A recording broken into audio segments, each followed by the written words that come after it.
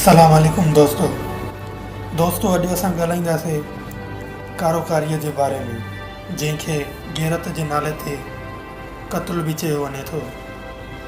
मज़हब उन औरत खे संसार करण जी इजाज़त ॾिए थो जेका हर हिक सां जिन्सी अमल करे ऐं मुआशरे में फ़हाशी फैलाए। पर अफ़सोस आहे जो अॼु असांजो माण्हू जेको पाण खे गैरतमंद या अकुलमंद सम्झे थो उहो उन औरत खे बि क़त्ल थो करे जेका पसंदि जी शादीअ जी ॻाल्हि थी करे, जॾहिं त इहो उनजो फितरी ऐं बुनियादी हक़ु आहे। अगरि मज़हब औरत खे सफ़ा अख़्तियार न ॾियां, जबरी क़ैदी बणायां त निकाह महिल मौलवीअ खे क़बूल हे जो जवाबु ॾियण महिल औरत बजाए उनजो पीउ या भाउ जवाबु ॾियां।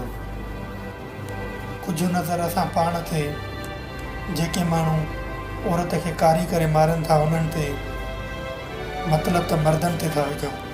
साइंसी हिसाब सां जॾहिं छोकिरो 14 सालनि जो थिए थो त उनजे चेस्ट जे निपल्स में चेंजिंग अचे थी ऐं उमूमी तौर ते जेका शइ सभिनी खे थिए थी उनजे बगल में वार था फुटनि ऐं निंड में पीनिस खणो थी थो वञे। लिहाज़ा जॾहिं हू इहा चेंजिंग पाण में ॾिसे थो त हैंड प्रैक्टिस थो करे। उनखां पोइ जॾहिं वस पुॼेसि पियो त हमजिन्स परस्ती पियो करे ऐं ॿियनि गुनाहनि में मुब्तला थियण जी इब्तिदा पियो करे। अगरि ॻोठ जे नौजवान जी ॻाल्हि कयूं त जॾहिं उनजे जिस्म जा हार्मोन्स चेंज थियनि पिया त हू एतिरो जानवर पियो बणिजी वञे जो ॻोठ जे जानवरनि खे बि कोन पियो बख़्शे। तेसीं ताईं गुनाहनि में मुब्तला पियो रहे जेसीं ताईं उन्हनि जो रिएक्शन न थिए। जेसि ताईं हैंड प्रैक्टिस जे करे मसानो ऐं टेस्टिकल कमज़ोर नथा थियनि, जेसि ताईं जानवरनि ऐं खदड़नि मां परमेल नथो लॻे। जॾहिं उनखे गैर फितरी अमल मां बीमारियूं लॻनि थियूं तॾहिं ई हू उन्हनि गुनाहनि जे कमनि खां बाज़ थो अचे ऐं तौबा पियो यादि अचेसि। दोस्तो इन्हनि सभिनी सगीरा ऐं कबीरा गुनाहनि खां तौबा पियो करे ऐं अलाह खां माफ़ीअ जी उमेद पियो रखे। इन जाइ ते जेकॾहिं का औरत इन ई शख़्स जी भेण या धीउ सिर्फ़ु पसंदि जी शादीअ जी ॻाल्हि पई करे या हू बि इंसान आहे हुन खां का ग़लती थी वञे थी त उहो गैरती शख़्स पंहिंजे माज़ी जा गुनाह विसारे थो छॾे, पंहिंजे गिरेबान में नथो झाके, फ़ौरन हुनखे कुहाड़ी या बंदूक सां क़त्ल पियो करे। दोस्तो इहो सुवाल इन शख़्स खां पुछिजे त जॾहिं तूं पंहिंजे गुनाहनि जी माफ़ीअ जी उमेद अलाह में पियो रखे त न्याणीअ जी हिकिड़ी ग़लती माफ़ छो न पियो करे। दोस्तो हिकु नज़र उन्हनि औरतुनि ते जेके पसंदि जी शादीअ जे करे पंहिंजो घर छॾे निकिरी थियूं वञनि ऐं उन्हनि जा वारस उन्हनि खे दुनिया जी कहिड़ी बि कुंड कुर्छ ते ॻोल्हे बि कारी करे क़त्ल था कनि। सभ खां पहिरियां इन ॻाल्हि ते नज़र था विझूं त उहा कहिड़ी शइ आहे जेका उन्हनि खे अहिड़ो क़दम खणण ते मजबूर थी करे। सभ खां पहिरियां असां पाण खे ॾिसूं त छा असां उन सां बिस्तरी कंदासीं जंहिंजी शिकिल बि असांखे पसंदि न हुजे, जेको ॻाल्हाए त उनजे वात मां 10 फुट परते खां बि स्मेल अचे।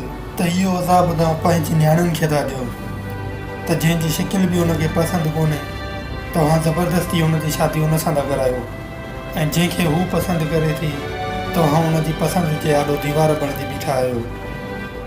पसंदि जी शादी न पई करणु ॾिनी वञे ऐं ॿिए सां हू करणु न पई चाहे।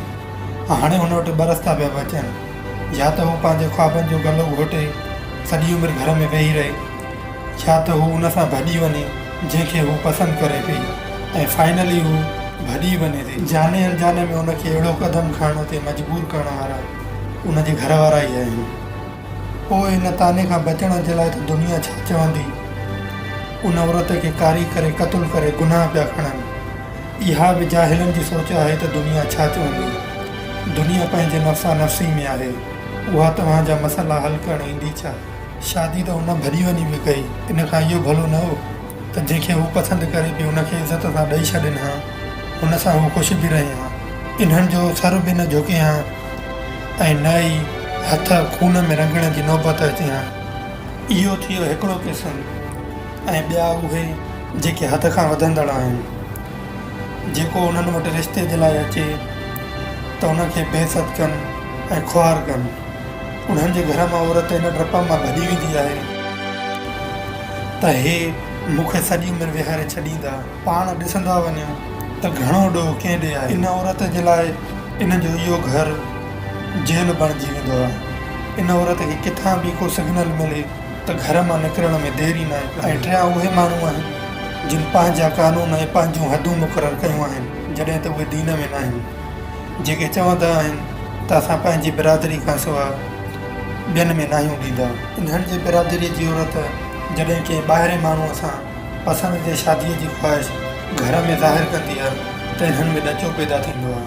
पोइ हू जेकॾहिं जंहिंखे पसंदि पई करे उन सां भॼी वई त कारी थी मरंदी, या जेकॾहिं पंहिंजी बिरादरीअ जे कानून ते हली पंहिंजनि में उन शख़्स सां शादी कंदी जंहिंखे हू पसंदि न पई करे त सॼी उमिरि अज़ाब में रहंदी। अगरि इंसाफ़ जी नज़र सां ॾिठो वञे त इहो बि हिकु वॾो गुनाह आहे, पर अफ़सोस आहे जो इन्हनि माण्हुनि जी सोच बि ईअं ई महदूद आहे जीअं इहे पंहिंजी बिरादरीअ में महदूद आहिनि। ऐं चोथां उहे अमीर आहिनि जेके सम्झंदा आहिनि त अगरि ॾियणी आहे त अमीरनि में ॾियणी आहे ऐं शायदि ग़रीबनि सां रिश्तो करण में हू पंहिंजी घटिताई ऐं बेइज़ती सम्झंदा आहिनि। सॼी दुनिया खे ख़बर आहे त मुहबत जो शर्त अमीरी ऐं ग़रीबीअ ते कोन्हे।